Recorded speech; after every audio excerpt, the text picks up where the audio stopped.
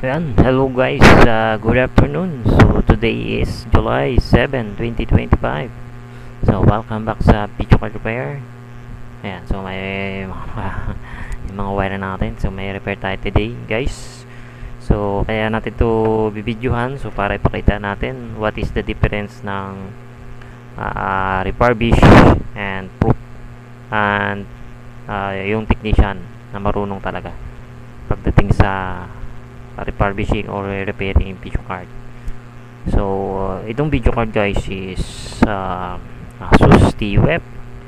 Yan. So based sa kapan checking, this is nabili to ng second hand or pina-repair or nabili ng second hand. So may mga mali dito guys sa video card na ito.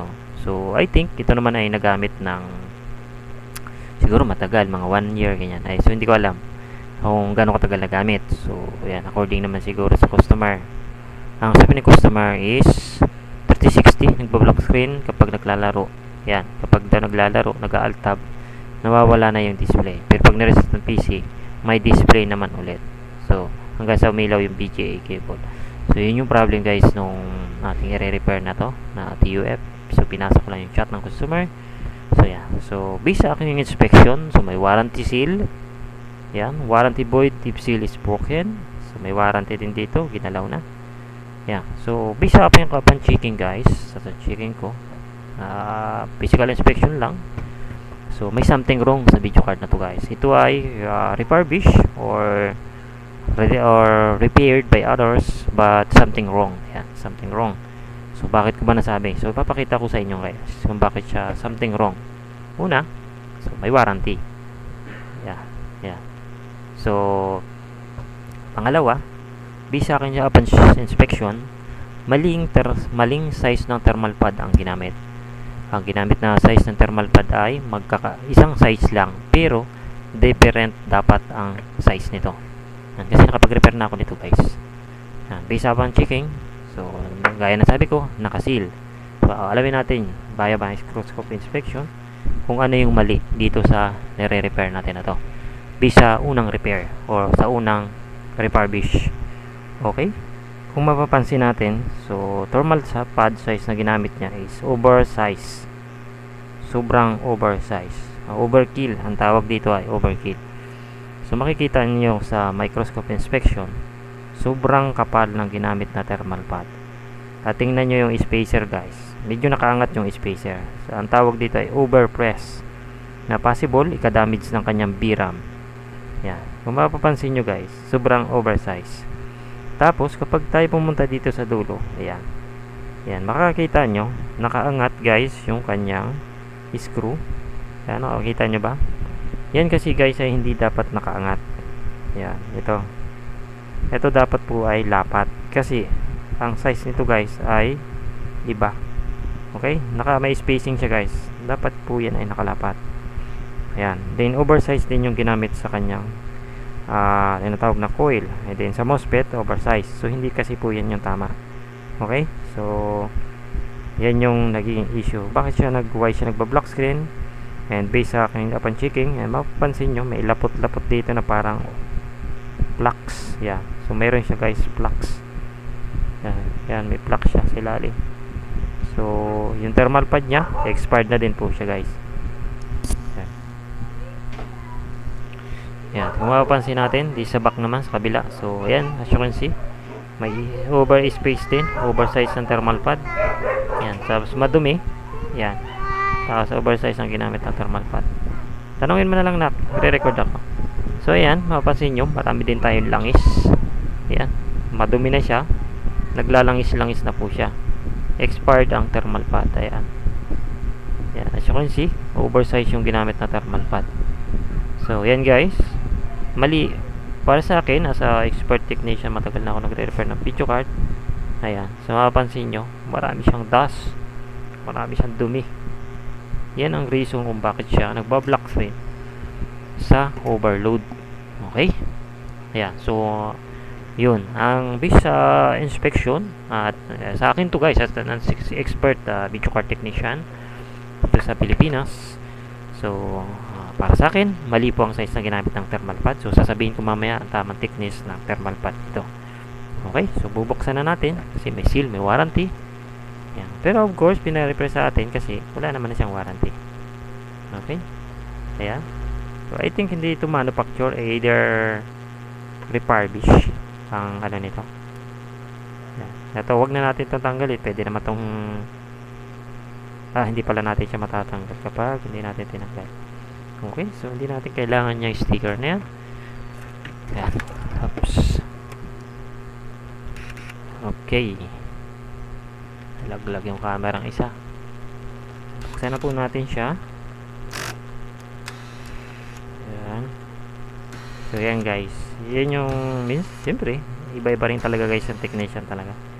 Yan, meron talagang alam-alam din yung mga repairs kung paano siya magiging goods na maganda. Ito kasi guys, yung pag ganyan, may kunting sablay ka lang guys. Tabingin na kasi guys. At kung papansinin natin, yung pinaka PCB niya naka-bend.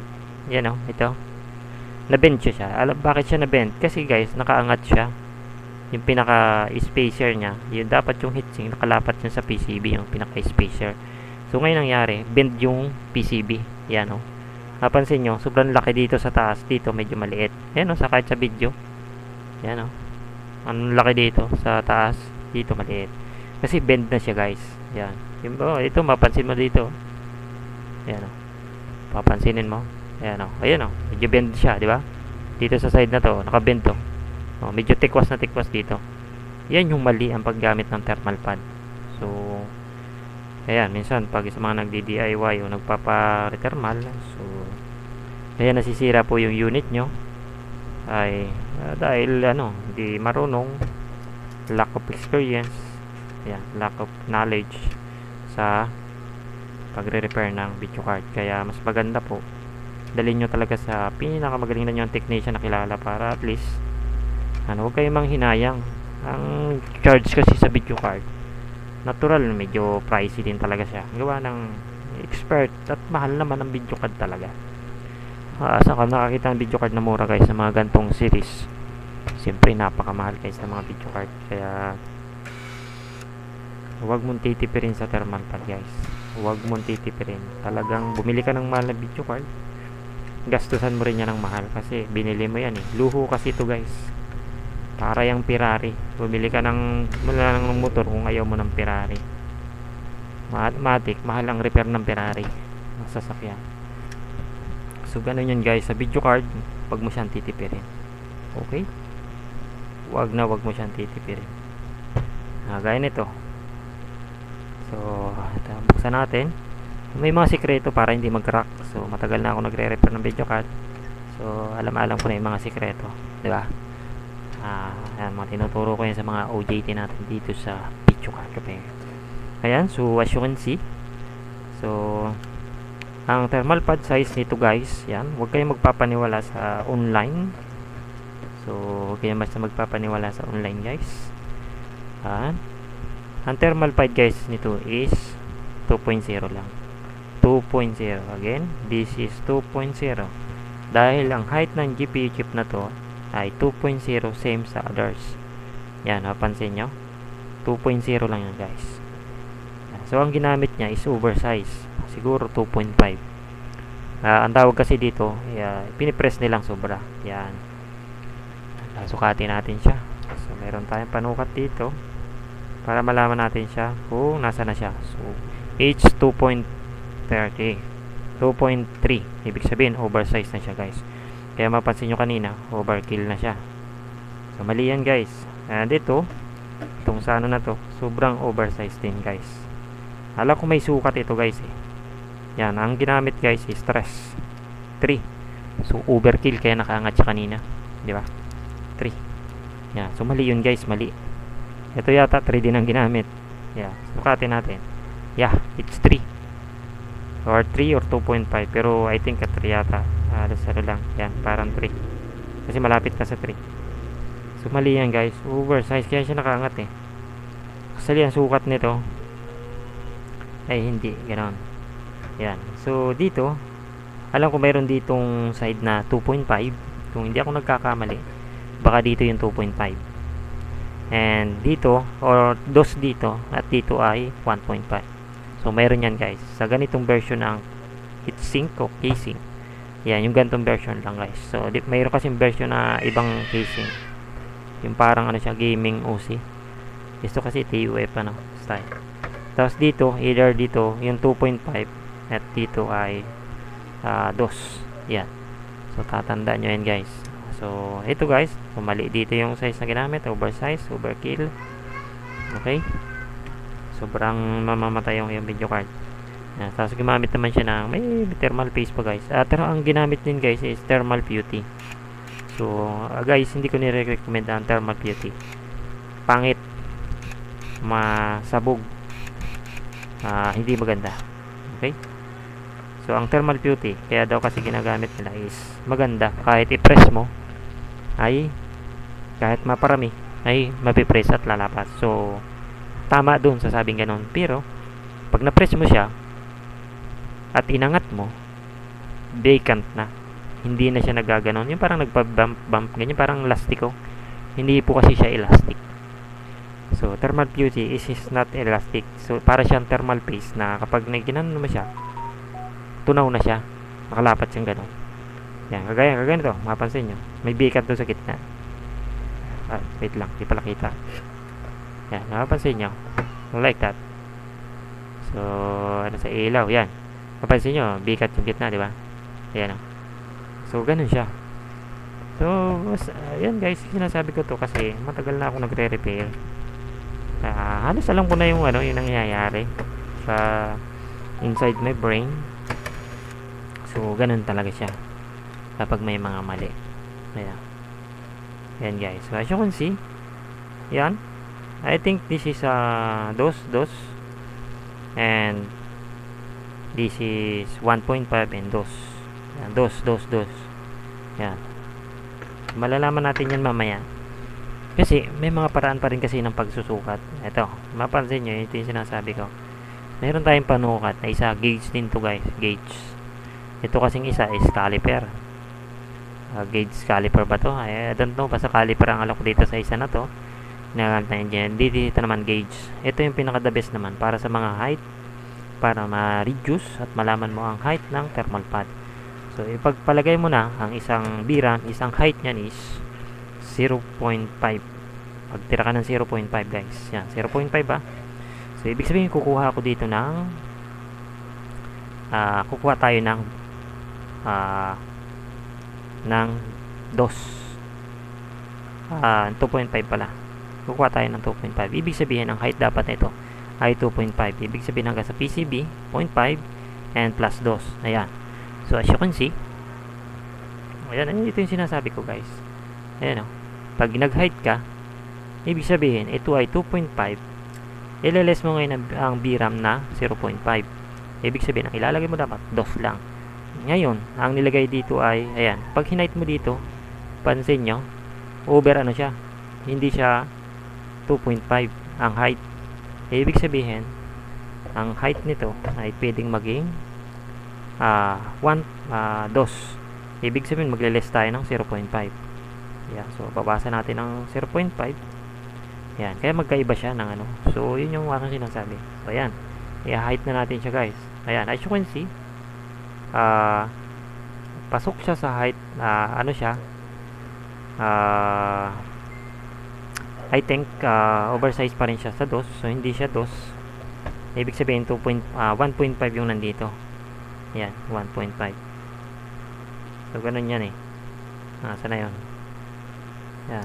Ang ginagamit ko guys, ito 1.5 to guys. So, sukatin natin kung 1.5 ang height nito. Ayan. So, as you can see, yan. Hindi masyado, no? Pero, ang height niya guys is, lampas siya sa 1.5. Ibig sabihin, ang 1.5 na thermal pad ay dito ang nilalagay. Yan. Kasi ito naman ay MOSFET, hindi naman ganun kataas. Yung MOSFET kasi, at itong MOSFET at saka VRAM, mas mataas yung VRAM ng kaunti. Kaya pag sinukat mo ito, ayan, so medyo mataas siya ng kaunti, yung pinakapasama, no? Spacer na tinatawag. Ibig sabihin, 1.5 ang ilalagay mo. Okay? So, yan ang mga sikreto guys sa mga pagre-repair ko ng video card. Yan. Kasi may version ito, yung isang gaming, tri-pan siya, na ano, mayroon din dito, mga MOSFET. Yun naman guys ay alam ko yung dito niya 2.5. Yan. 2.5 yung dito niya, tapos yung dito 1 tapos dito sa yung coil na tinatawag, ito yung mga coil kasi niya 2.5, dito 2.5, tapos ang MOSFET dos lang, dos, tapos to dos, yan, yun yung gaming OC. Yan. Meron kasi guys na nagdemanda sa akin sa ganito, nagpa-DTI yung demanda, umabot ng NBI yon. So nanalo ako guys dun sa kaso na yon, kasi customers is ginamit niya yung online, yung kilala na may vlogger sa na taga-America na may 2 million subscribers sa YouTube channel. Ginamit niya yun guys, pero guys nanalo ako dun, maniwala kayo sa akin, nanalo ako dun sa kaso na yon, kasi iba yung expert kumpara sa mga vlogger lang or gumagawa ng vlogs. So may mga different yan kung ikay kompleto naman sa tools. Yan, kasi engineer guys yung nagdemanda sa akin sa ganito. So nanalo tayo dun sa kaso na yan guys, manalo tayo. Yan. So ganun lang guys kasimple. Iba yung expert gumagawa at sa mga, kasi engineer siya ng engineer siya ng bahay. So hindi naman ako engineer ng bahay. So ako naman video card technician. So yun yung kaibahan guys. Kaya dapat alam din natin yung sukat dito. Siya alam niya gumagamit siya panukat, at may basihan siya na vlogger, kilalang vlogger. Ikaw ba naman may 2 million subscribers sa YouTube at may sariling website? Di ko na guys babanggitin yung website. Ginamit niya yung website na yun, nakalaban ko guys dun sa nagdemanda sa akin ayun. So never mind. Actually hindi na natin siya pinibanggitin kung sino siya, ano siya. Pero 2 million subscribers sa YouTube channel yon. So sa US siya, US vlogger, pumupunta yun sa iba't ibang lugar yung vlogger na yan. So about computer siya. Yan. So yun yung mga mali guys. Yan. Tapos may nakita din kasi guys ako sa website, yung nagpo-post ng thermal pad ng size. Actually guys, mali siya. Maniwala kayo sa akin, mali siya. Hindi siya tama. Ayan. So alam natin na yung manufactured ay hindi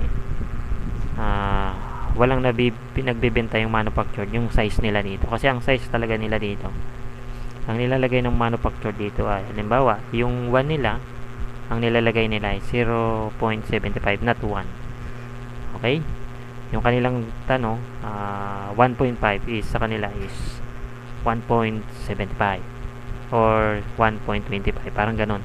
May konting difference kasi sa manufactured naman, kasi brand new yun guys. Pag napipress na ganyan, may machine naman kasi ginagamit, at saka yung thermal pad nilang ginagamit ay malambot siguro. So I don't know kung bakit ganon.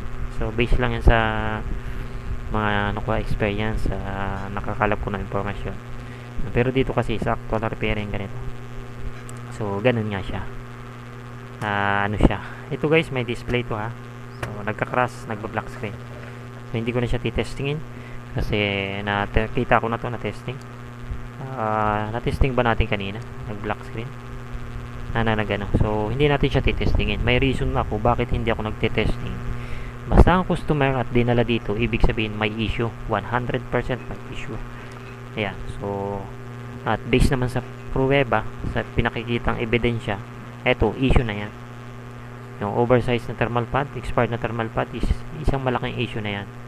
Kahit saan dalahin mo yan sa nagiging epekto na yan. Marami na guys kasi na-repair na mga ganitong scenario issues. So na magpapatunay na yan ay nagpo-protect, nagba-black screen. Kasi may mga ganito na walang display talaga guys. Pero after cleaning lang, hindi, not cleaning lang. Don't say cleaning lang pala. Okay? Sasabihin kasi na iba, cleaning lang. Yung, kaya minsan napapa-cleaning lang ako. Kasi hindi yan cleaning lang. Yan. Ito kasi, itong customer ang gagawa nito, wala siyang machine. Wala siyang special liquid cleaning para malinis niya. Wala din siyang microscope para masilip niya ang ilalim ng DRAM at ilalim ng GPU. Kung may lupa o putik, yung pinagsamang langis ng thermal pad at sa ng alikabok, putik, mud in English. So hindi nila makikita yan, hindi nila ma-inspection. Kaya ganito, marami siyang langis. Tapos siyempre may dust, may dust siya guys. Pansin niyo, nalinis na diba? Na yung kamay ko nakagaganto ko.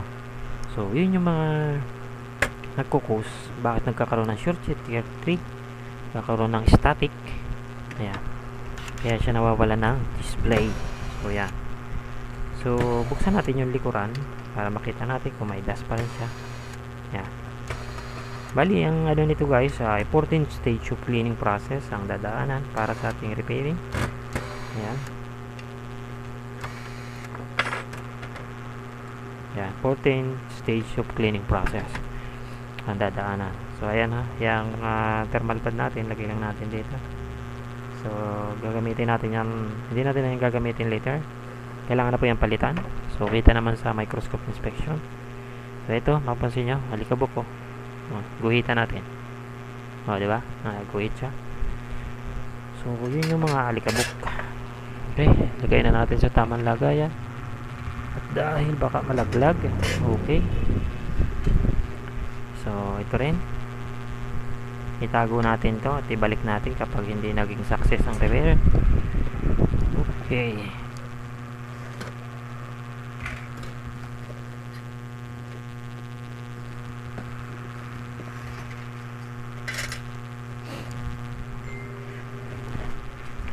Okay, so inspection natin.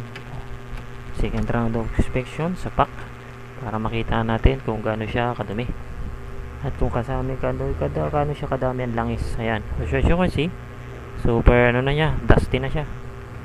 Ayan, so magiging ano na po yan, no? Basang-basa.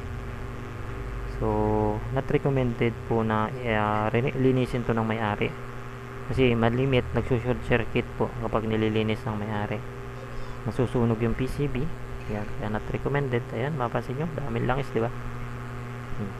Yan yun. Tapos yung dust, mapansin nyo, yan yung dust, oh. Nabuo na siya. Ayan, oh. Diba? Yung dust, kita nyo ba? Oh, yan yung paglinis, papasok sa ilalim. Ayan, ang dami niya. Thermal putty. Not recommended, guys, yan, thermal putty. Okay? Saka minsan, wag din kayong gumamit ng mumurahing thermal paste. Mumurahing thermal pad, huwag kayong gumamit. So ayan, pisa inspection natin, marami siyang alikabok at putik na combination ng residue. Ayan, dito naman sa likod, ayan, so mapapansin nyo na napakarami din niyang, ayan, may lumot pa. Ito kasi guys, pag binasama to ng alcohol, ang mangyayari dyan guys, didikit na yan dito, magiging siyang mold o putik. Ayan, so siya magpo-provide ng short circuit. Ayan, so as you can see, dito, ayan, daming dumi. Kitang-kita naman sa microscope inspection guys. Ayan. So pag ganito guys, not recommended na i-cleaning ng owner. So mas the best po ay dalhin nyo sa technician. Ayan, kagaya nya, no? Dami nating nakuha. Ayan. Ito, ayan, siya yung nagpo-provide ng static sa video card. Dami, di ba? Ayan. So ayan yung mga putik, nagiging putik ito, oh. Ayan. Oily, langis. Naglalangis-langis na po yung video card ng may-ari na to. Ayan. Isang reason bakit nagba-black screen. Pag kayo guys nakaramdam ng black screen during games, during usage ng computer, ay huwag nyo na po siyang gamitin. Dalhin nyo na po sa pinakamagaling na technician o pinaka the best na technician na kilala nyo. Ayan, daming ano, tikabok, yun, natin nyo, dami ba? Yan, tikabok, pwede ka na mag-drawing kung sa kotse, sa salamin ng kotse, pwede ka mag-drawing. Yan, diba? Dami tapos basang-basa pa ng langis na to guys, hindi to ano, ayan, pansin nyo. So yan yung nagkakaroon ng issues ng black screen. Kapag naramdaman nyo, naghang na at napansin nyo, tinistingan nyo ng video card, ipa-repair nyo na po. Huwag nyo na pong pilitin gamitin, kasi ang next na po nyan, mabubutas ang PCB, masusunog at masisira ang VRAM, kasi masisira itong mga VRAM. Mahal yung mga VRAM nito guys. Tapos itong GPU chip, mahal din. Kapag sira ng GPU chip guys, bumili na ng bago. Pag pinaribol mo yan guys, mahal ang rebuilding fee sa technician. Pero kung technician, ibenta mo yan sa technician na sila gagawa, mas makamura kasi sarili nilang labor. Okay? Ano ba to? Ganitong monitor? Hindi tayo nabili yan. Hindi nga, ibig kong sabihin, hindi naman yan yung built-in, no? Ewan ko, tanungin mo. Baka all-in-one PC yan. So ayan, may nakaya ano si Diyos sa atin. Okay. So guys, so proceed na to sa liquid cleaning na siya. Ayan. Liquid cleaning. Yung 14 stage cleaning natin, marami yun guys. Bilangin nyo, 14, 14. Andiyan na yung blower. So ito na. Isa na natin. Ay, wala pa palang charge. Yan.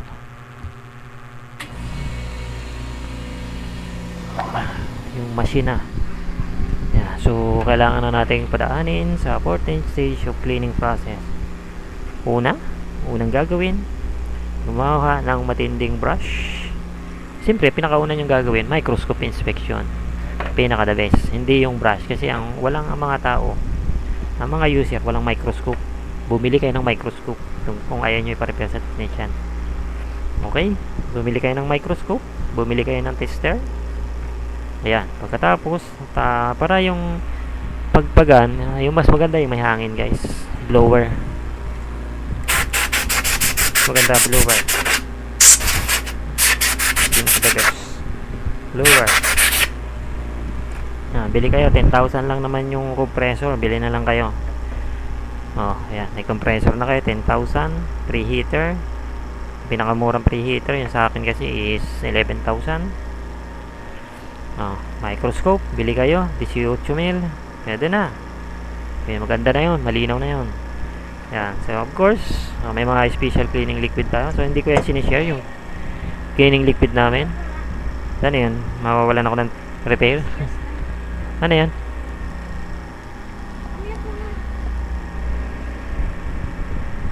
Okay.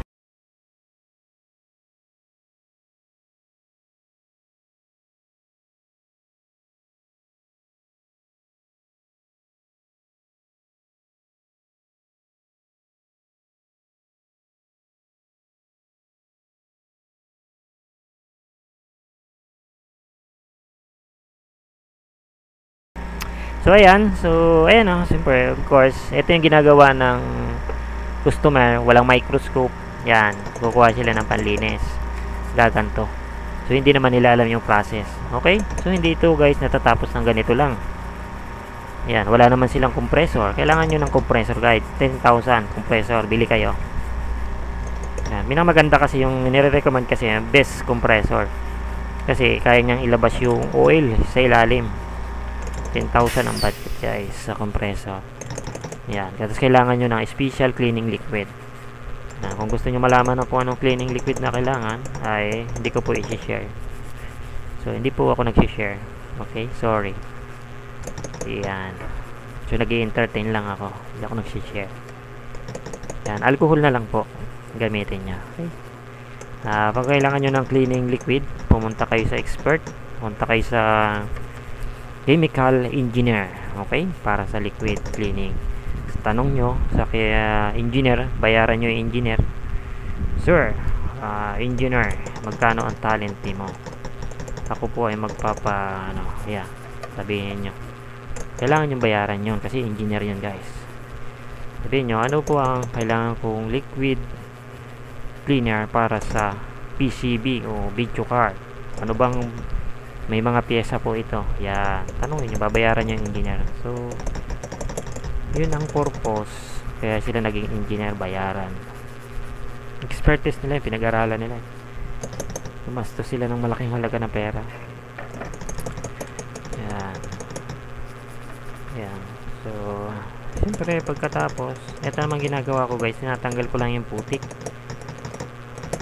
Tayong higop nito, barado. Why? Ayaw umigop. Yan. Tinatanggal ko guys yung langis sa putik. Para yung aking machine ay hindi magkaroon ng maraming lupa.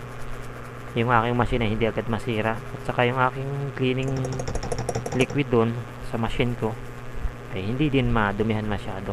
So ito kasi yung ginagawa ng customer. Hanggang dito lang sila. Yan. Wala silang compressor. So ito na ngayon. Kukompressorin na natin. Okay, compressor na. Okay. Compressor time.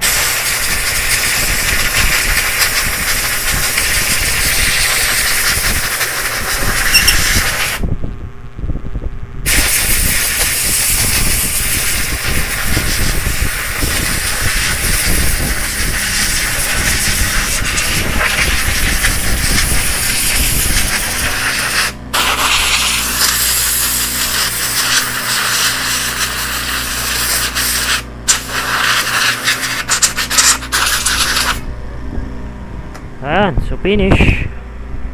Natapos ko na yung isa sa stage of cleaning process ko. So dadaan pa siya sa ano, ayan, marami pang pagdadaanan sa loob ng 14 stage. Yan, so ang tinanggal ko lang dito yung parang mga ano, yung mga ginagawa ng mga customer, parang ganito lang. So hindi pa yan natatapos dun. May mga special cleaning liquid na ginagamit ganito. Tapos may next stage pa, may machine pa. So may compressor, etc. Yan. So ganun siya guys. Yan. Kasi tinatanggal natin yung ano, para pag sinalpa ko doon, sinalang ko doon sa machine natin. Yung mga langis, medyo kakunti na, hindi na siya ganun karami. Eto, iba-vibrate na lang ito ng machine. Yan. Pag natulak ng compressor, yung kanyang mga oil sa ilalim ng GPU chip, tapos microscope inspection ko yan. Of course, yan. So, 1 hour in machine. Sasalang natin. Ayun, kita mo. Ang laki ng pagkakaiba, guys. Pag may mga kompletong machine ka. May special liquid cleaning process na ginagamit. Ganda, oh. Ganda ng PCB. Yan, linis agad. So, ito na lang yung problema natin. Maraming langis pa, eh. Ayan, oh. Ayan, marami pang langis. Siyempre, ito sa pagbababara natin. Kasi bababad pa natin to, guys. May timing din ng pagbababad. So, mga electronics ay may timing yan guys. May oras. So, siyempre oras na yun guys, hindi natin yung sinishare kasi yun ay isang ano natin, katangian dito sa atin na mayroon sa atin. Siyempre business to guys eh. This is a video card repair. This is a business, not for sale. Okay? Kaya hindi natin sinishare yung process natin. Para sa mga ano din, properties nila. Proprietor, ganyan. Parang ano tawag doon? Privacy, HR ba yun? Something gano'n. Intellectual property, parang gano'n. Hindi lahat guys sinishare. Okay? Yeah, so ayan, so, nagdouble na ulit ako kasi nakita ko marami pang langis based sa aking microscope inspection. Marami pa siyang langis. Tatanggalin ko ulit siya via ano. Okay.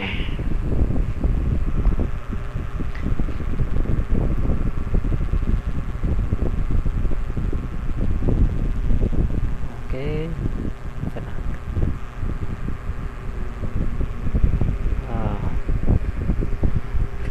Tanggalin ulit natin siya. Siyempre may electric pan kasi. Nako tayo. Ito.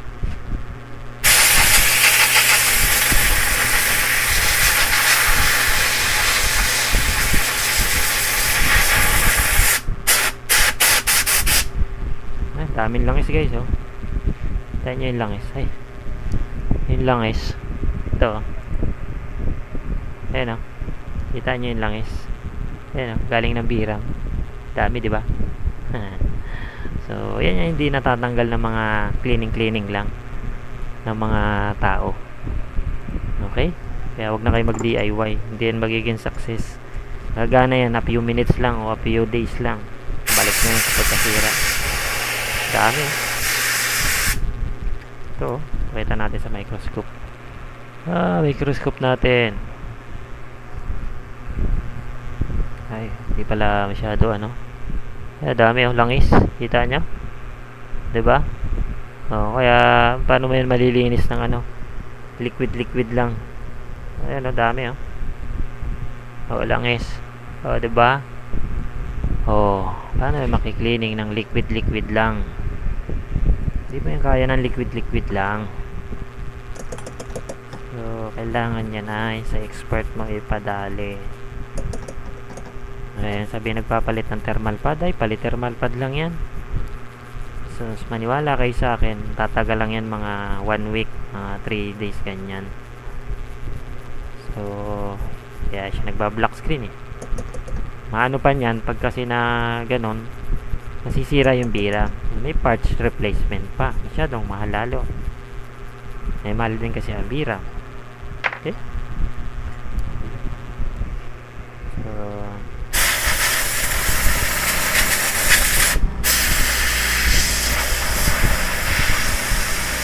daming langis.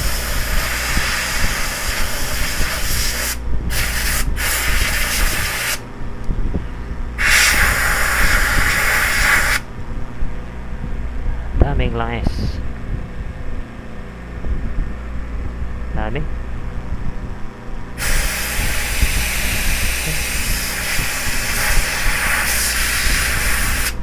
Dami. Kita nyo?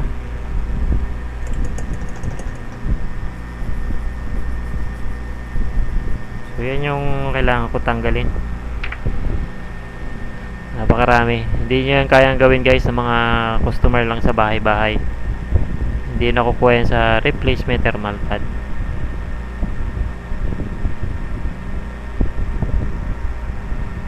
Patay muna yung electric pan. Natatalsikan ako sa mata ng liquid.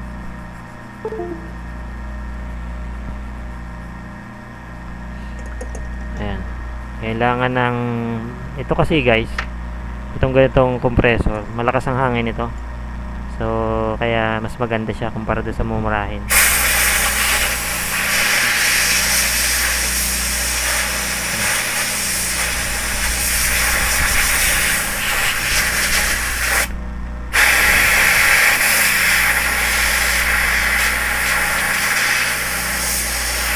So konti na. Diba? Konti na siya oh. Ang langis.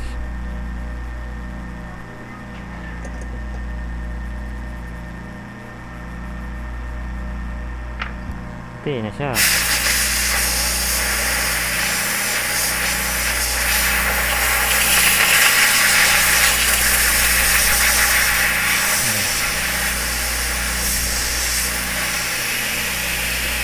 Wala na.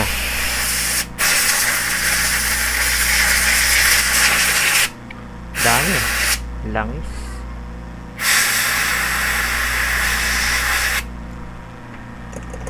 Langis. So yan lang guys ang ating update ko na lang kayo for stress test. Babad ba ito sa stage of cleaning? Hindi ko na ipapakita yun. Hindi kasi pwedeng share lahat. Okay. So ito black screen. So may chat yung customer. May naman dito eh. Dito sa likuran yung ating mga gamit. Ito. Nawala. Front camera. Activate. Yan. Dito sa likuran yung natin, pila. Ito nakita nyo. Yung pila ng repair. Okay, so masyadong haba yung video natin. 38 minutes na to. So upload ko na lang guys yung stress test. I-add natin din sa video na to.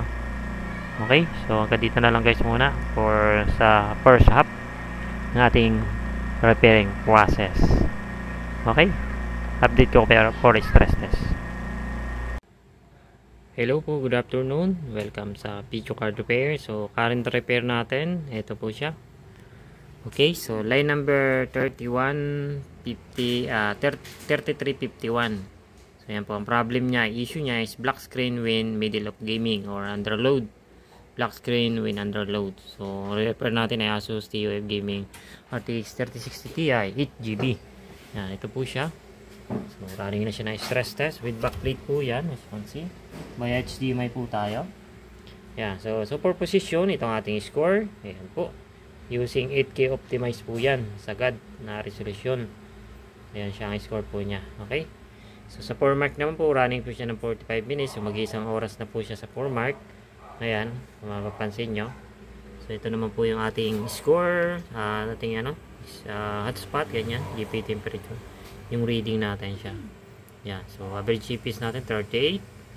Yan, with 1080p resolution. May background gaming yan. Sa game sa background, kaya mababa ang EPS. But depende sa gumaganang application yung EPS. So ang ating GP temperature is 75. Hotspot is 88, fan speed is 91, hanggang 100% po yung fan speed nya. So ayan po siya. As you can see, gumagana po ng maayos yung video card. So hindi po siya nagka-crash sa loob ng isang oras. Okay, specs po natin. So ayan po. So yung sinabi ko na pala kanina. So 8GB po siya. Samsung VRAM DDR6. Ayan po siya. So okay na po siya. Meron na din natin sa game testing. Yan, sa loob ng kulang-kulang isang oras. So okay naman siya. Hindi siya nagka-crash. So yung po provide nating EPS is ito po. Yan, sa while rendering. May background po tayo na ano. Okay. May background po tayo na tawag dito. Yan. So ang EPS natin ayan po. Okay. So ayan po. As you can see, gumagana po ng maayos ang video card motor. Okay, so hindi po siya nagka-crash. Hindi rin po siya nagbo-black screen. So may video naman po ito sa ating YouTube channel na marami tayong nakuhang langis o thermal, ano yun? Siguro, baka ni-reflow siguro yung VRAM nito. Marami pong langis or tinatawag na flux. Yan. So nakuha po natin yan. Panoodin nyo na po sa ating YouTube channel. Yan. Tapos yung thermal pad po nito na ginamit ay oversize. Mali po ang size na ginamit. Ayan, isa rin naging issue, nagbingkong yung dito sa likuran nito. Yun, mali-mali yung thermal pad na ginamit, oversize. So, buti na lang, hindi natuluyan at nabuhay po natin. Okay? Kasi kung hindi, ay di, bibili na ng bago. Okay? So, yan ang issue yan, black screen. So, with YouTube on uploaded. Okay? So, this is Tech Jonathan. Ito ang ating update para sa line number 3351. Thank you for watching. Bye for now.